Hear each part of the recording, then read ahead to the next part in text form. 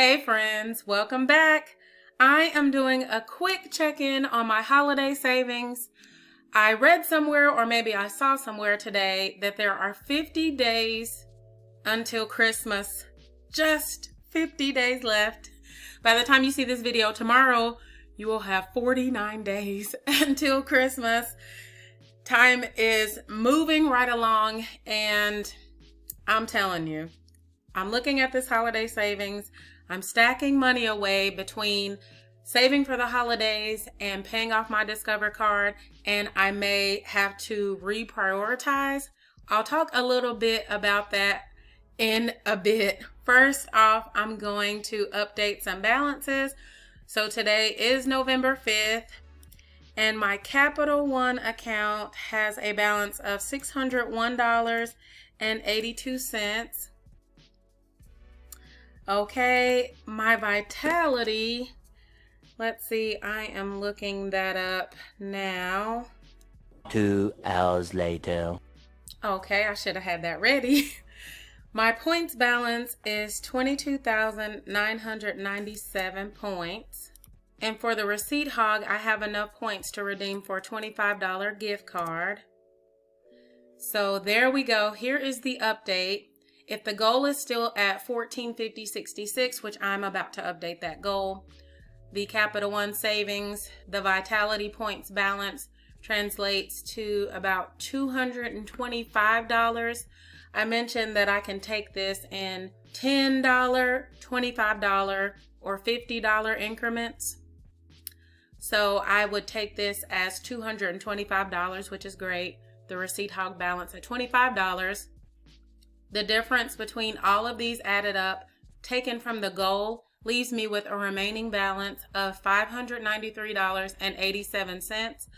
I'm going to scroll over here to show this roll up for the percentage to the goal. And so if the goal is at 1450.66, the total amount saved is $856.79. That's the addition of all of these. Then I am 59% to goal.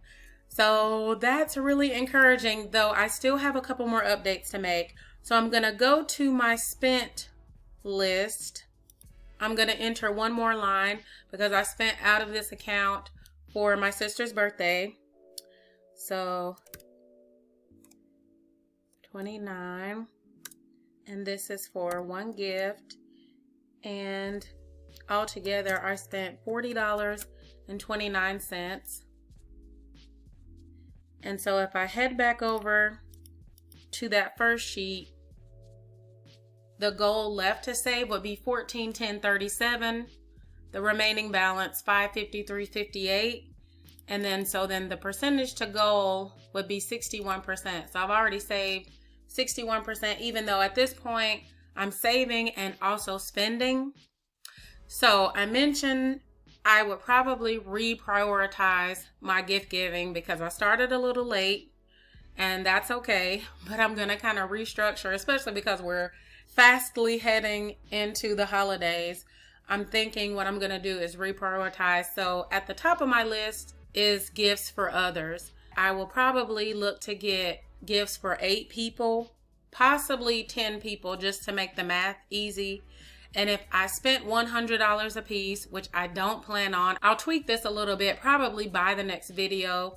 But just for the purposes of this, if I went to give 8 people or say even 10 people a $100 gift, then I would attempt to collect $1,000.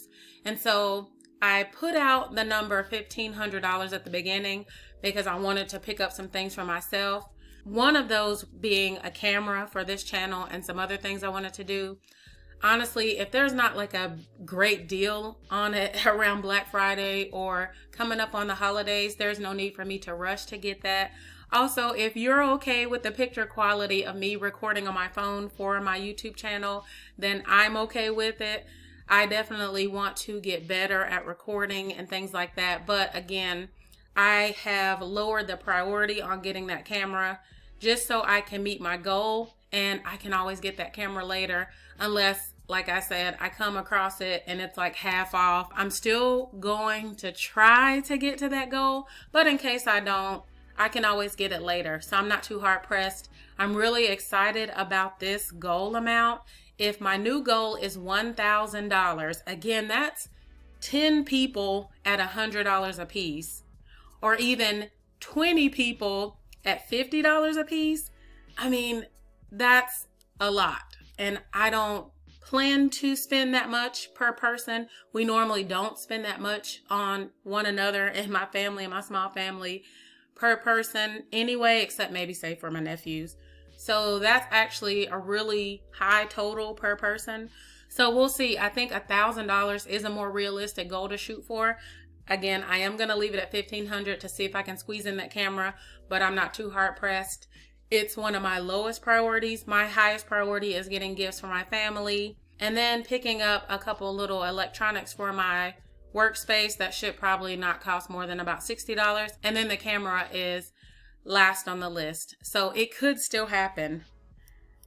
All right. Well, again, like I said before in my monthly budget goals and in the beginning of this video, I am splitting paying the holiday savings account as well as my Discover. I'm making payments on them in tandem so that I can move them along at the same rate.